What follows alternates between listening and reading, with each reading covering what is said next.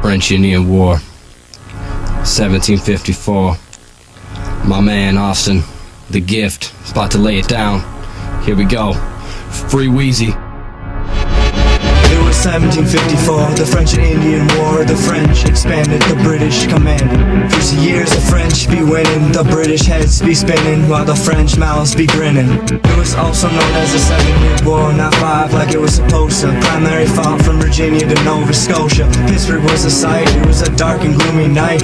Bodies be falling, Jamal was a battle, too many bodies they crawling. Indians helped the French, should that make the British bitter? British were retreating, does that make them a quitter? You can call him Washington, the way he commands, just follow his demands.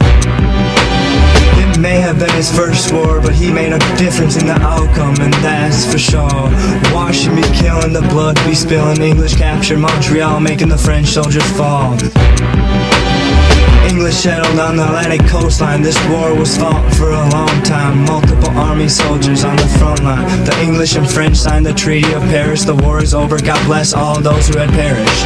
The flintlock musket was the weapon of choice, cause when you pulled that trigger it makes a lot of noise. Then you were expected to reload every 20 seconds, no more, otherwise you'd be laying there cold. The musket wasn't the most accurate weapon. It didn't have the greatest chance to hit your intended target, but it got the job done, that's for sure. Maybe that's why it was the most popular weapon in the war.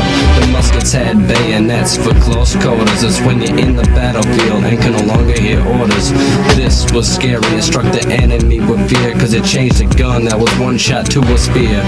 But what happened to the rifle? Didn't they exist? Of course they did, they just had problems that seemed to persist, like the powder would build up, and this was a problem, cause the soldiers had to clean the entire gun to solve them. Officers had pistols just to show their authority, worthless from range, but up close showed their superiority. Cause if you brought a knife to that gunfight, you're gonna hit the ground quick once that bullet takes flight.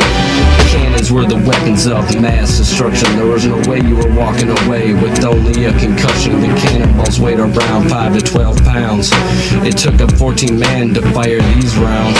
They practiced and practiced until it was second nature. They fired and fired to work on their devastation. It was worth the time to spend, cause from 100 yards away, not much to say, the French's lives came to an end. And those were the weapons used to settle the score between the English and French in the French-Indian War. No joke, you need more. The English have prevailed, the French have failed, they're done, away the ship sailed. The French and Indian War ended up costing England a lot of money, and they turned to America to help pay for most of it. They induced taxes which angered the colonists and caused tension between them and the mother country, which only helped lead to the future American Revolution just 150 years later. So this eventually led to America's independence, thus giving us freedom today. The weapons of the French-Indian War have a huge effect on the weapons we use today. The rifle was used in the French-Indian War, and nowadays it is the most lethal firearm you can have. So because of the French-Indian War, we now have more advanced weapons.